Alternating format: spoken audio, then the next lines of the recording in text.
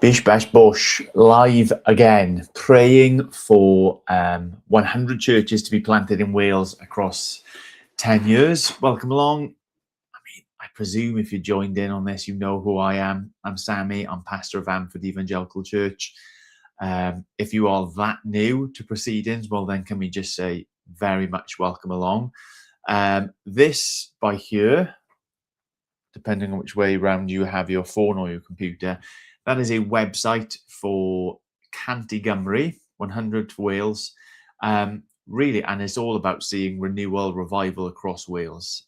We're a nation that has a long history of like the kingdom of God consuming a lot of our nation's life, of having a high percentage of the country being Christians and what have you. And that's really not the case at the moment. So Canty Gymru is this vision to see revival across Wales through the planting of new churches.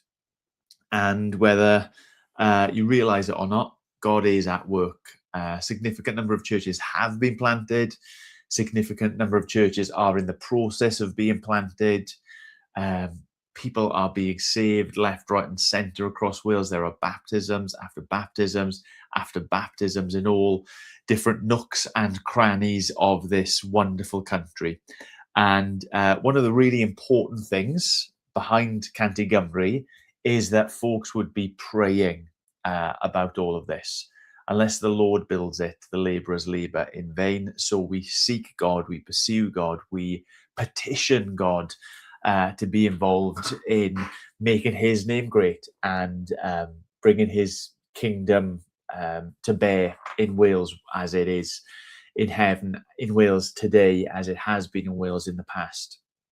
One of the scriptures we were looking at this morning in a little prayer meeting I attended was Luke 11, when Jesus teaches the Lord's Prayer in the Gospel of Luke. And he goes on and he's speaking about, you who are evil, you give good gifts, how much more your Father in heaven. And we were chatting around that as we were praying about how God is a God of provision. God is a God we can trust to take care of us and to provide for us, especially, I would say, when it's in matters that he has called us to. You've got so many examples in the scripture of God calling someone to something, them clearly not having the resources, them clearly not having the capability, and God saying, yeah, well, don't worry, because I will provide.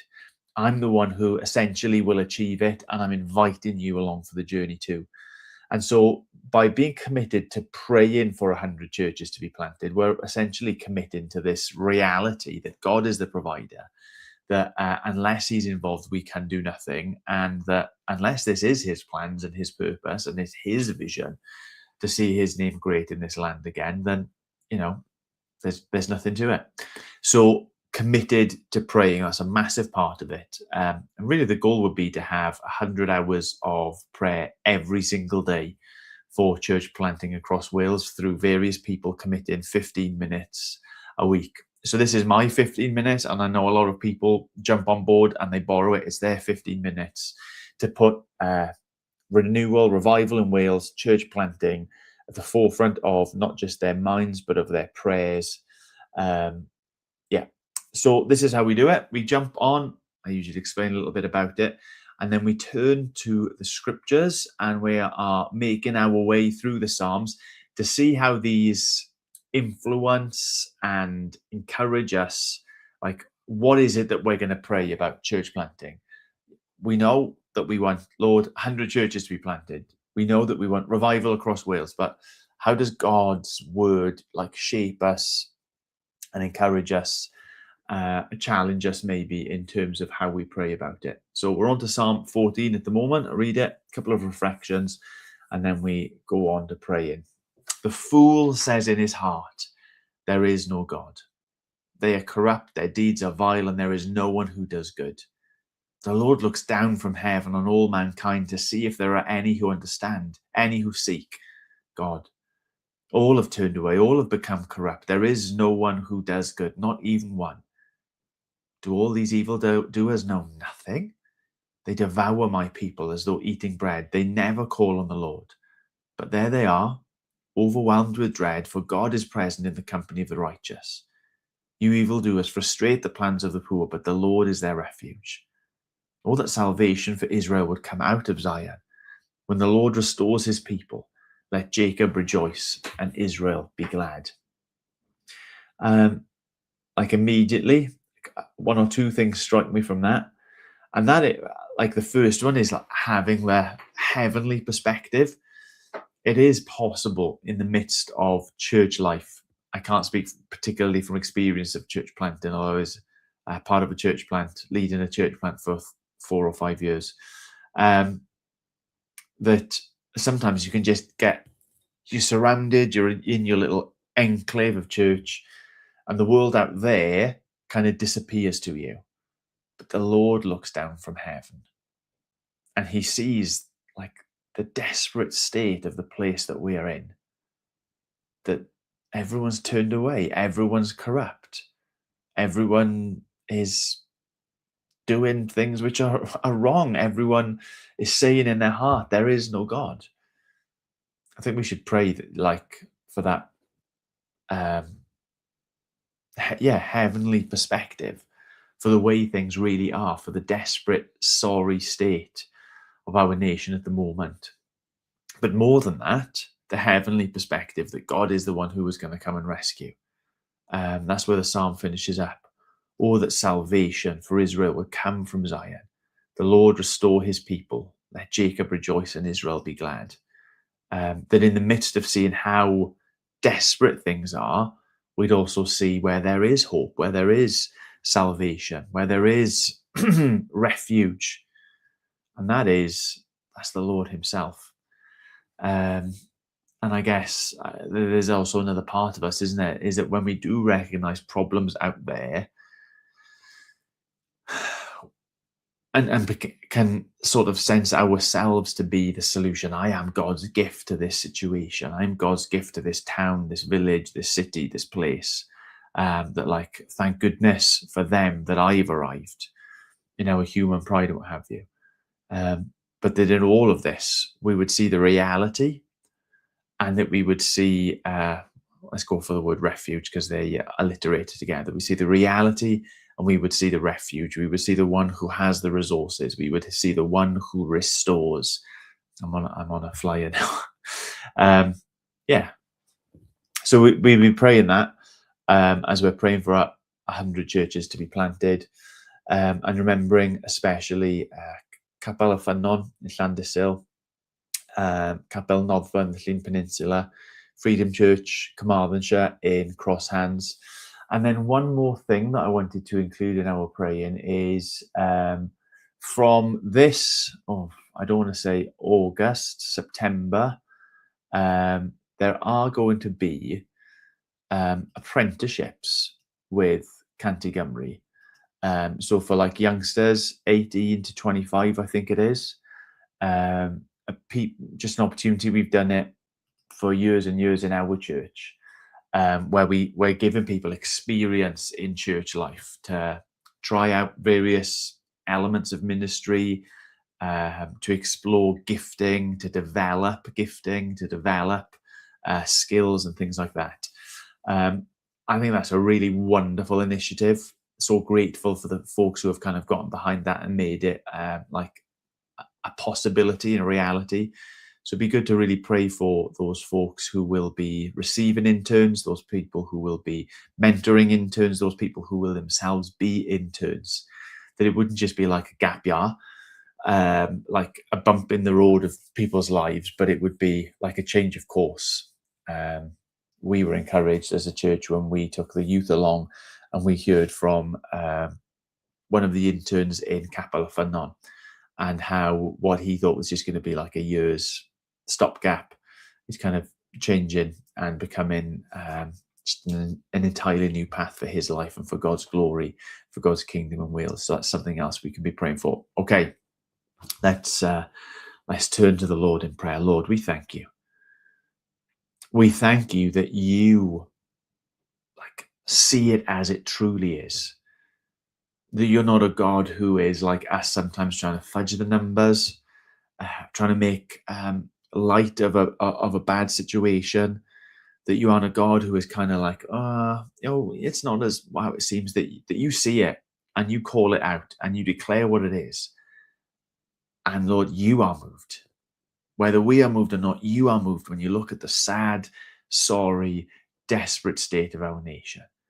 Lord, if we would put our hands in the air and say, we care about Wales, we want your kingdom to grow, we want people to be saved, Lord, how much more you, the God in heaven who looks down and sees the corruption, the evil, the ignorance, the arrogance that exists in our nation and the nations. Lord, that you see the injustice that lives in our world, and you yourself are a refuge. You yourself are a place of righteousness and justice and protection. And you, Lord God, are a God who saves. You are a God who acts so that corruption would be gone, evil would be done away with, ignorance would become like a footnote in history. You are a God who moves and acts and saves.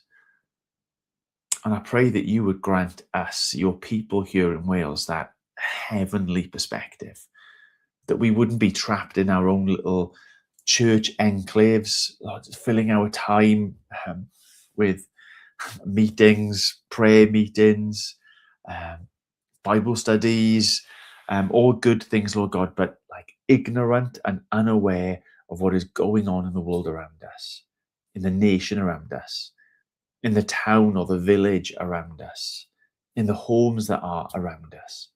Lord God, give us that heavenly perspective, that vision that you have, that true sense of the place that you have put us, the state of it and the needs of it. And Lord God, as you give us those eyes, we ask that you would also give us the confidence in you as the one who instigates and enacts salvation, as the God who calls and equips, the God who envisions and emboldens a people and provides to do the things that you have put on their hearts. Oh, Lord God, I thank you that there are so many in this nation who have been captivated by this vision, this idea that Wales could once again be a nation that is more turned towards you than it is turned away, where there would be not just churches in the big cities, but that all of the places that make Cymru great, Lord God, that all of the places that make Cymru this land that we love, Lord God, that they would be filled with your witness, with your worship, with your Son being honored and lifted up and pursued. Lord, I give you special thanks today for all of those who have, with that vision and with that confidence that you give, stepped out already and planted churches. And we keep on praying for Capel Afon, and we keep on praying for Capel Noddfa, we keep on praying for Freedom Church. And we thank you for what you have already done in order for those things to be a reality, for those churches, those outposts of your goodness and your kindness, those lighthouses in dark places, that they already exist. Lord, that you would help them to keep looking out, that you would help them to keep in mind the people that you have placed them amongst, that you would keep them looking up as well and turning to you and trusting in you and relying and depending on you for all that they need to follow you and to serve you, Lord God. Oh, what a joy and a thrill it is to be able to come to a God we know is a provider God, to come to a God who has the resources and the inclination to look after, to invest in, to to equip those that you have called to make your name greater, if you have called to expand the borders of your kingdom. And Lord, I lift up to you the entire apprenticeship, internship thing for County Cymru. Lord, for those youngsters who might be pondering whether this is something they could give themselves to, and not just for 12 months, Lord God, but could give themselves to for the rest of their lives. Lord, I pray for the churches that might receive and benefit from them. I pray for the folks who will be invited to be mentors. Lord, that there is so much potential there. There is so much room for good, but we know that there is so much room for disappointment and mistakes to be made. So, Lord, I lift that up to you, and I pray for your wisdom. I pray for your goodness and kindness and your holiness to be known in those situations as well. And Lord, we lift up Cymru, and we ask that you would be honoured here once again, that you would be revered in this land, that you would be worshipped, that you would be trusted in for life itself. We actually pray, Lord God, that Psalm 14 would not make sense in the context of Wales anymore. That we have in mind this time in our nation, as you have, Lord God, where you look down from heaven, not on all mankind, but on Cymru, and you would see a people who all have returned in Jesus, all who have been made righteous, sprinkled by his blood, that you would look down on this place, on our towns, our villages, our cities, and you would see a population who are trusting in you and who are living out, working out their salvation in the name of Jesus.